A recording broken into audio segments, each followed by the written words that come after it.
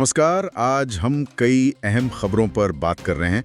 इनके जरिए हाल की जो घटनाएं हैं उन्हें समझने में थोड़ी मदद मिलेगी, है ना? बिल्कुल। हमारे पास सुप्रीम कोर्ट के फैसले से लेकर राजनीति, मौसम, अंतर्राष्ट्रीय मामले भी हैं। हाँ, और कुछ नए वित्तीय नियम, खेल और क्लाइमेट चेंज की भी बातें हैं। काफी कुछ है आज। हाँ, काफी कुछ है। तो चलिए शुरू करते हैं। सबसे पहले सुप्रीम कोर्ट का वो बड़ा फैसला। जी। दिल्ली एनसीआर में कुत्तों के काटने की घटनाएं बढ़ती जा रही हैं। हाँ, आंकड़ा तो काफी बड़ा है।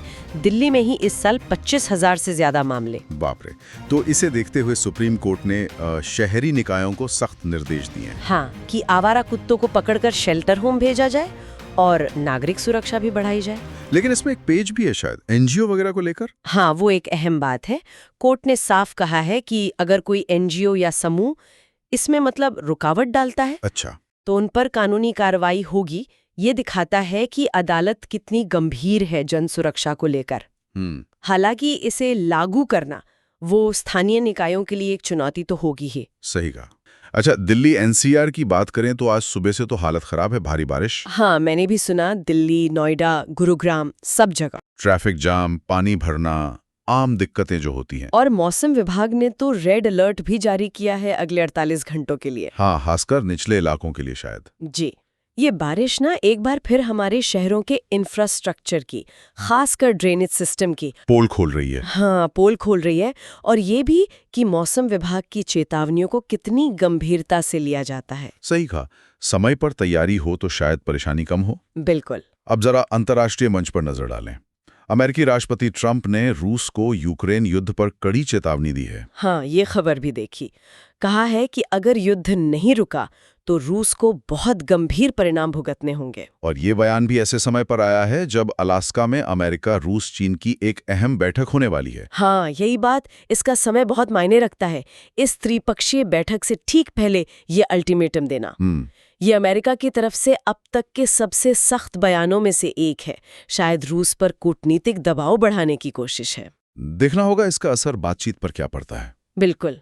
अच्छा, अब कुछ ऐसे बदलावों की बात करते हैं जो हमारी रोजमर्रा की जिंदगी से जुड़े हैं। हाँ। 14 अगस्त 2025 से बैंक, पीएफ और यूपीआई में कई नए नियम लागू हो गए हैं। अच्छा, क्या-क्या बदलाव है? जैसे पीएफ निकालने में अब कम समय लगेगा, बैंक केवाईसी ऑटो अपडेट होगी और यूपीआई लेनदेन की सीमाओं में भी कुछ बदलाव है। और एनपीसीआई ने क्यूआर कोड पेमेंट वेरिफिकेशन को भी तेज किया है, ऐसा सुना है। हाँ, इन बदलावों का मकसद तो यही लगता है कि प्रक्रियाएं थोड़ी आसान हो, तेज हो। हाँ, जैसे वो पीएफ निकासी का समय घटना और क्यूआर कोड वेरिफिकेशन तेज होना। इससे विद्यार्थियों और छोटे कारोबारियों को फायदा हो सकता है। उम्मीद तो यही है।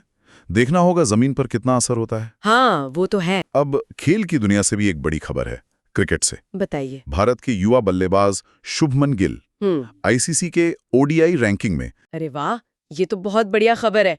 कोहली और बाबर आजम को पीछे छोड़ा। जी हाँ, और बात कोहली की करें तो उन्होंने संन्यास की जो अटकलें थीं उन्हें खारिज कर दिया है। अच्छा। हाँ, और ऑस्ट्रेलिया सीरीज में वापसी के संकेत दिए हैं। ये हुई ना बात।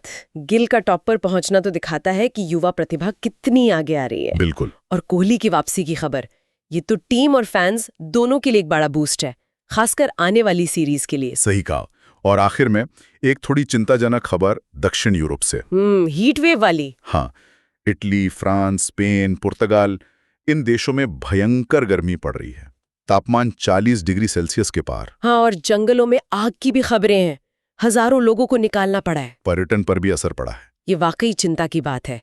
ये हीट वेव जो है ना, ये जलवायु परिवर्तन के बढ़ते खतरों का एक और जीता जागता सबूत है। ये दिखाता है कि कैसे मौसम की जो एक्सट्रीम घटनाएं हैं वो लगातार और ज्यादा गंभीर होती जा रही हैं। यूरोपीय संघ ने कुछ मदद जारी की है शायद। हाँ, आपातकालीन कोष जारी किया है। लेकिन ये घटनाएं बताती हैं कि हमें सिर्फ फौरी राहत नहीं, बल्कि क्लाइमेट चेंज से निपटने के लिए लंबी अवधि की ठोस रणनीतियों की जरूरत है। बिल्कुल सही। इसी के साथ आज के लिए इजाजत दीजिए।